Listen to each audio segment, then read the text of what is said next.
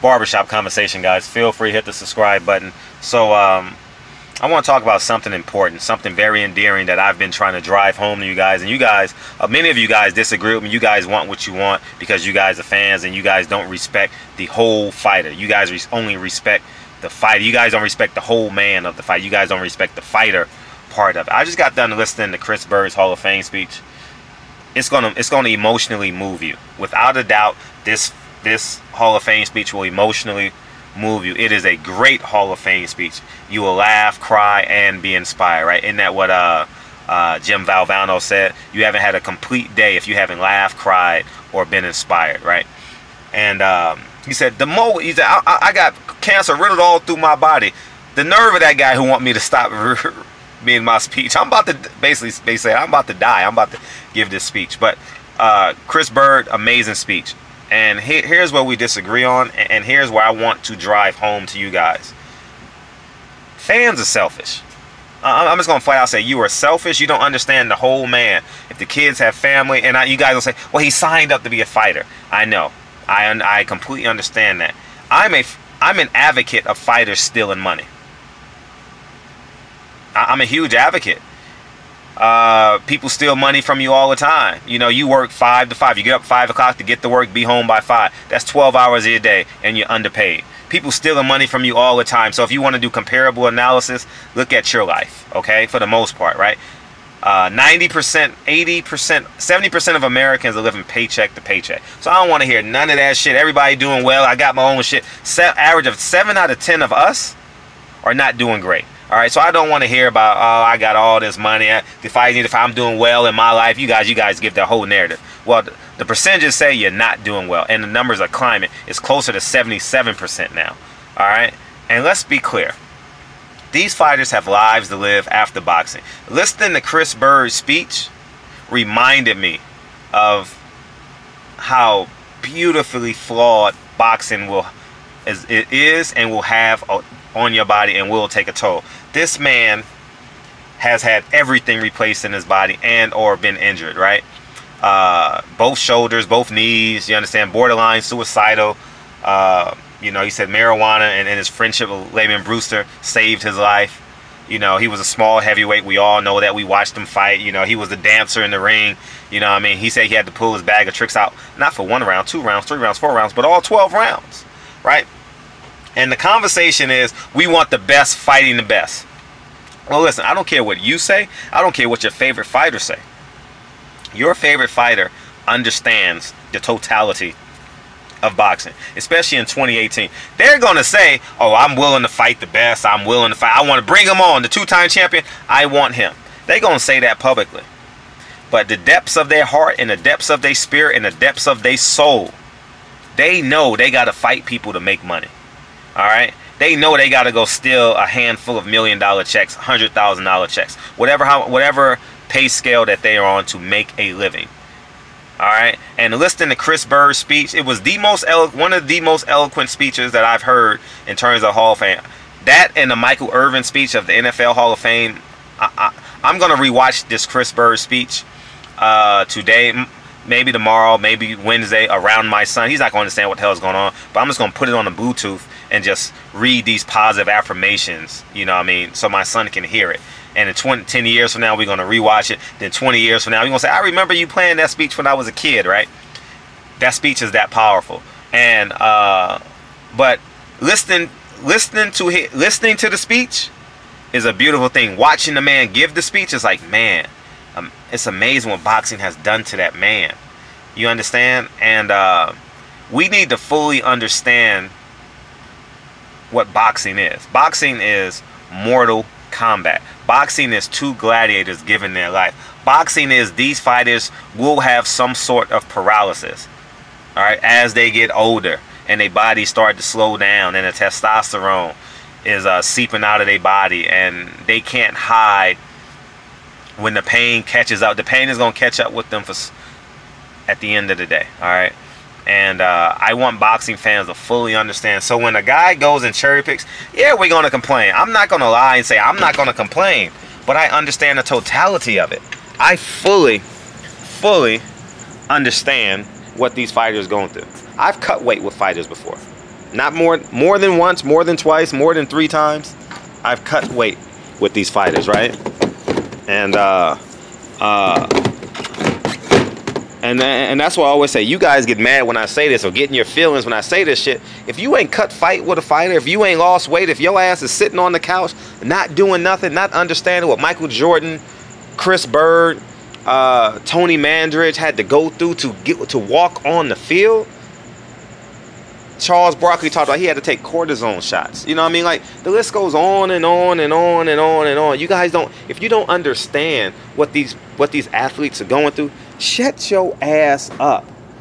Get in line and take a seat and buy a fucking ticket, eat your 2 fucking hot dogs and enjoy the fight, enjoy the basketball game, because you guys don't understand what these guys go through on a daily basis. I'm looking at Chris Byrd give the greatest Hall of Fame speech in terms of boxing that I've heard in the last 5 years, per se, right? And watching the man give the speech is painful, because I see what boxing has done to him physically and emotionally and psychologically and spiritually. It damn near killed him. The man was suicidal, he said. And I think boxing fans need to understand the totality of boxing. Boxing is not just tomorrow, the day after. It's their whole life. Every time these motherfuckers get hit in the head, they brain shake. All right? And I'm in agreement with you. I want the best to fight the best. But in the interim, these motherfuckers should not be fighting the best 2 and 3 times a year like y'all motherfuckers want them. No. Al Heyman, in my personal opinion, Al Heyman is doing it right. These guys are fighting twice a year and getting handsomely paid.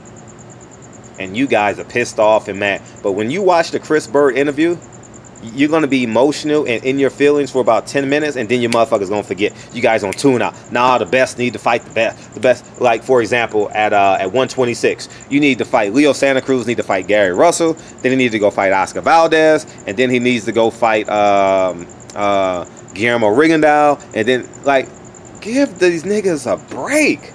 God, for real. Meanwhile, you making $16 an hour sitting on your ass gaining 10 pounds every fucking year. You're gaining 10. You are gaining, look at my finger. You are gaining 10 pounds every year at a desk job and underperforming. Getting $1.50 raise. I'm not coming down on you, but I need you to understand their perspective. All right? And it just bugs me and bewilders me. And you guys, and I know you guys are going to connect this to Sean Porter, say I'm connected to Sean Porter. I've said this from the jump before I had a relationship with Sean Porter, and I stand on this platform now. These fighters deserve cherry-pick fights. These fighters do not deserve to be fighting the greatest fighters every fucking time they step in the ring. And I stand and believe and stand firm on that shit. Fernando Vargas, I had so much fun watching Fernando Vargas. I had so much fun listening to him go to Big Boy every fucking 3 months. Well, if you lived in LA, you had a chance to really, really indulge yourself in Fernando Vargas, because he was awesome. He was awesome. He used to do all these interviews on Big Boy. They had a great relationship. And I had a chance to walk to school every day. Not walk to school. I was in college then, but drive in the morning and listen to Fernando Vargas. And and I learned a lot about the Garcia family and the Fernando Vargases of the world. Yeah, ferocious Fernando Vargas. And he will tell you he wished he had robbed the bank more.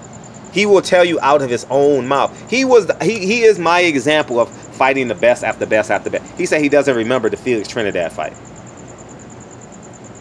It's on my channel.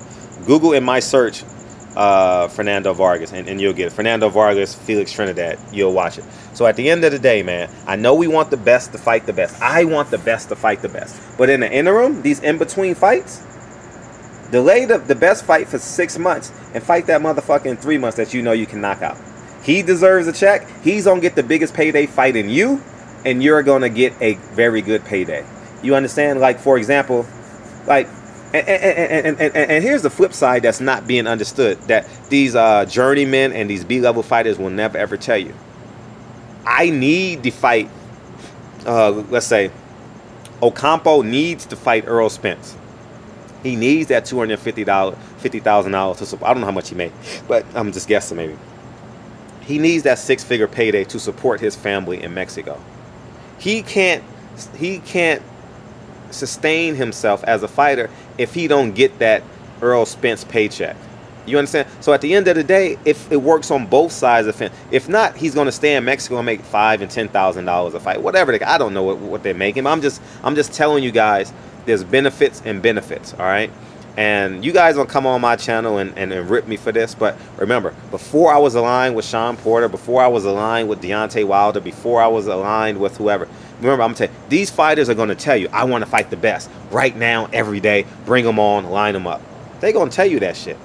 But I'm telling you guys, as a man that has a leg on each side of the fence, all right, they understand the totality of boxing. They understand that Chris Byrd just gave one of the greatest Hall of Fame speeches I've ever heard, and they look at Chris Byrd and says, wow, that's what boxing will do to me if I don't take care of my body and I don't plan my career as best I can. All right? Sugar Ray Leonard, one of the most articulate fighters in the world, has a delay when he speaks. Shane Mosley, one of the most offensive, gifted fighters you probably will ever see in your life, speaks with hesitation. All right? So even these guys who are just destroying their competition still will end their career with scars. All right?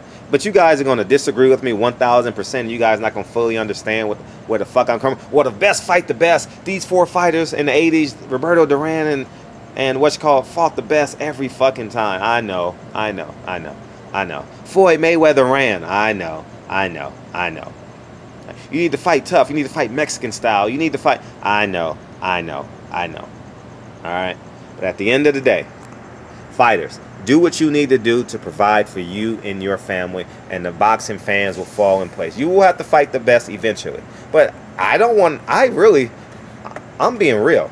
I don't want to see the best fight the best consistently. Do I get excited for big fights? I'm telling you guys, I do. I understand the fans' perspective, but I understand the totality of boxing. Do you guys understand what the word totality means? And like, you guys know the total experience, right? I'm telling the totality of boxing. If you fight the best every time you step in the ring, you will be mentally, physically, or emotionally, or spiritually dead by the time you're 50. All right? And I'm just being real with you. Like these NFL players right now who are dealing with these brain issues. These CAT scans are coming back with holes in their brain, right? They spent 10 years in the NFL. Yeah, they got paid handsomely. Yes, they are in retirement. Yes, they have, I guess they have medical coverage. I don't know. But they have a hole in their brain. It's dark. It's dead. All right? And it's from getting hit or hitting people for years and years and years. All right? So anyways, man, I just thought Chris Byrd, I thought your Hall of Fame speech was amazing. And, you know, I think it was an eloquent speech. And I also understand, it helped me understand, you watching you give the greatest speech that I've heard in recent history. It also gave me an understanding of what boxing really is. All right? It's 2 gladiators going into the ring to really do physically harm on the next man. So barbershop conversation. Salute to all the fighters. Like I said, at the end of the day, we gotta love and support these fighters who are doing the right thing, living the correct lifestyle, not going up 30 pounds in between fights, and taking pictures, doing autographs with your fan on whatever level they're on, whether they're a local great fighter, a national great fighter, or a global great fighter. All right, I fully understand this, and I'm gonna get some rebuttals. I don't mind. Feel free to rebuttal me. Feel free. But you know, it is what I stand firm on this. 10 years ago, when I was writing in a newspaper, my editor helped me understand this. My editor helped me understand. He says, Fred, you should always respect these fighters. They're doing something you can never ever do. Get fucking punched in the face and smile. All right? And since then, and you guys know how much I revere my editor that got Ken Miller, who got me in this game. I'm for always endeared and endeavored to him. You know, he came to my house a month ago, and I had a gift for him. Every time, I mean, like for real. Every year, twice a year, I give this man a gift. Whether it's worth $50, $100, $200, $500. For real. He's done so much for me in my development in terms of, you understand what I'm saying? So, you know, but yo lazy ass, all right, is on the couch somewhere, anywhere in the world, 270 pounds, 220 pounds, ain't never ever been to a boxing gym in your life and lost 10 pounds. Experience the life of a fighter. Experience it. You're going to be pleasantly surprised. You're going to have the utmost respect. Oh, I don't have to do that shit to critique a fighter. Well, yes, you do. And I'm holding you accountable. I'm holding your fat ass accountable. I'm holding your lazy ass accountable. All right? And I'm just being real G with you. All right? Like, a white man can't tell me how to live as a black man. You don't have the experience to tell me what it's like to live as a black man. All right? And I will forever stand by that shit. Imagine a fat ass man trying to tell a fighter how to live his life. Now imagine if you're a black man, because I have a lot of black subscribers. Imagine a white man telling you how to live as a black man in America. You want to punch that nigga in the face. And that's the same way these motherfucking fighters feel about you. They want to punch your ass in the face. All right? And I mean, and it's not that I'm emotional about it. I'm passionate about this shit. I'm not in my feelings right now, but I'm passionate about the truth. All right, and you guys don't fully understand the truth, because the greatest thing that I can have in terms of being a media member for us is that I have a relationship with you, and I have a relationship with these fighters, these promoters, these managers. Right? So it gives me empathy, not sympathy. I have empathy for the totality of this boxing game. Right? Right? When I've had many promoters come up to me and be like, Fred, man, how much should I charge? Do you think $50 is too much? And I said, no, you should charge $35. You know, a father-son want to go to a fight for under $100. Remember, they got to pay for parking. Ask Richard Schaefer how many times I've had conversation with him about this. All right? So I'm looking out for y'all too. All right? For real, for real. This is real shit I'm spitting to y'all.